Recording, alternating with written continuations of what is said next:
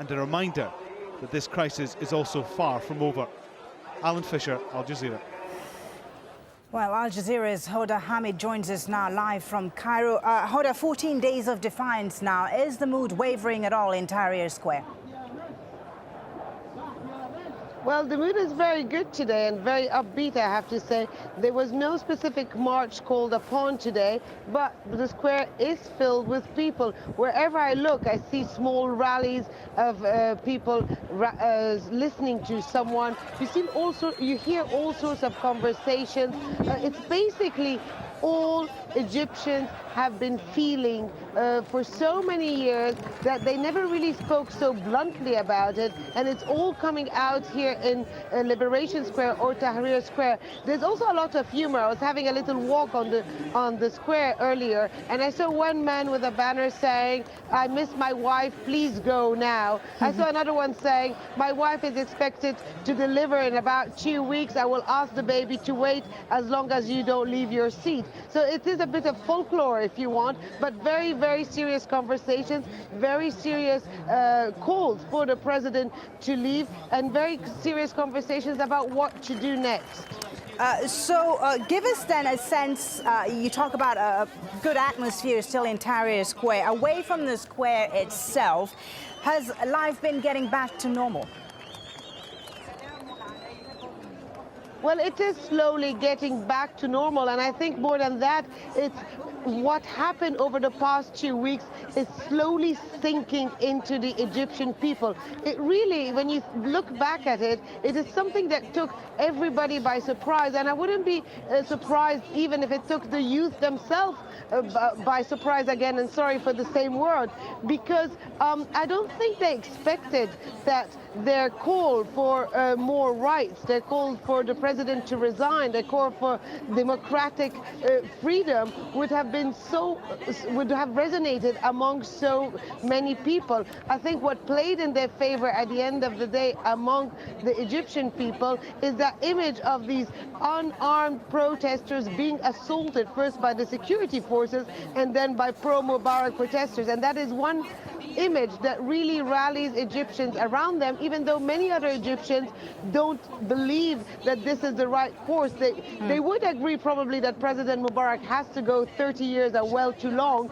but I think there is a division as to how to come about to that aim, how to achieve that aim. So who would you say now is the ball, whose camp is the ball in now, Hoda? Is it the government, which has made a number of concessions in the last 14 days, or is it in the camp of the protesters, or the army, perhaps?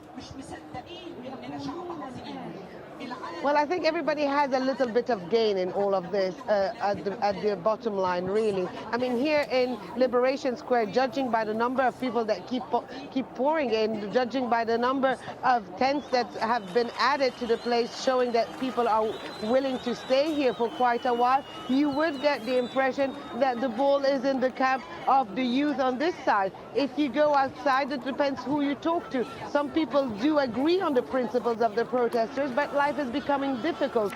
The fact that the economy is still moving at a sluggish rhythm is worrying a lot of people. People do want to go back to work. The schools are still shut. The universities are still shut, and that is something that is worrying people. And I would describe those as the people in the middle. And then you have on the political level, I would say that this is a time where there's a lot of political posturing that's going to happen. You know, the opposition groups like the Muslim Brotherhood and other groups have for long waited for such an opportunity. They thought that they will be the one to bring about the change. They were not. It was really youth that belonged to no particular political affiliation who brought about all this, but they are going to seize this moment to get as much as they can, because they never know when the other moment is going to arrive. And finally, you have the government that is not willing to give in so quickly. It still hasn't said whether President Mubarak,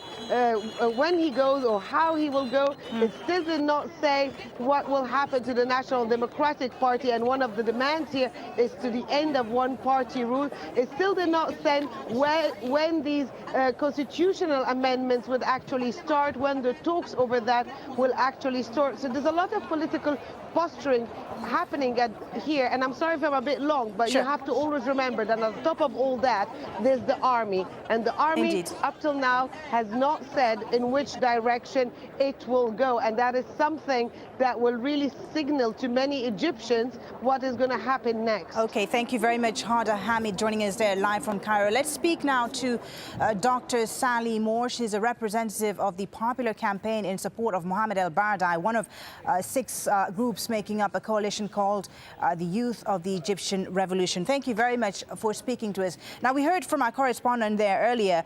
It seems that some Egyptians say the people in Tahrir are perhaps taking your country hostage with this ongoing crisis, with these demonstrations still continuing. What do you say to that? I mean, are you willing to take the risk of weakening your country? Are you in for the long haul? Yes, we are in for the long haul, and unfortunately this is what the regime is playing us against, the people outside the Tahrir Square. But we always try to remind them that they are our people, they are our families, and these people outside Tahrir Square, a lot of them have lost their children. More than 300 were killed, and nearly 3,000 were injured. Right. So I think people outside have their vendetta as well. And if people outside have stood or maybe withheld with this regime for 30 years, we ask them to be just a bit more patient with us. I think many people want to see change. I understand what you're saying. Many people want to see change, but do they want radical change? I mean, people are concerned about stability, aren't they? Well, of course, the word stability is another word the regime uses all the time. But then what is stability without freedom? And I think that's what they tried to show when they had their thugs come out and attack people in the streets or destroy property. They are playing with the card of stability. But stability is coming back to the place. I think the people themselves of Egypt have shown great strength and heroism in this. And I don't think stability is the word that we should be using now. We're talking about freedom. We're talking about lost rights for 30 years. We're talking about poverty. We're talking about torture. We are talking about human rights. And Okay. I think a lot of people want the radical change, not that they want only minor reforms. Let me talk to you about the latest developments. As you know, the Muslim Brotherhood is one of the parties that have started talking to the government. This happened yesterday. Let me just ask you this. You represent a popular campaign in support of Mohammed el-Baradei. First of all, tell us, why didn't he take part in those talks with the government yesterday? And secondly, are you at all concerned that traditional powers like the Muslim Brotherhood, who have been holding talks with the government, might hijack your revolution? First, let me start by saying that the Muslim Brotherhood are not in negotiations at all with Omar Suleiman. What happened yesterday is that maybe some of them met just to understand what's going on, but it wasn't actually negotiation. The Muslim Brotherhood, they stand like us against any sort of negotiation now before the president steps down. We are not at all worried that the Muslim Brotherhood will hijack anything. If you look at Tahrir Square, some of the Egyptian media likes to show that it's only Muslim Brotherhood available around now. I am Christian myself, and there are thousands and thousands of Christians down there, thousands of people who are liberal, communists, leftists, and all sorts of people are in Tahrir Square. Muslim Brotherhood are only organized people who can get together easy, and they are like us, holding on to Tahrir Square, but they're not hijacking anything, and their youth are part of the coalition we have formed, and most of the coalition are leftists anyway, but their youth are with us.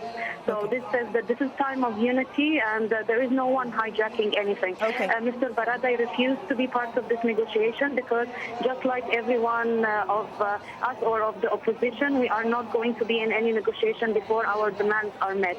Our demands are the same demands from the 25th. We haven't changed anything, and we are standing by these demands. Okay, thank you very much for speaking to us, Dr. Sally Moore, a representative of the Popular Campaign in support of Mohammed el-Baradei, joining us there on the line from Cairo.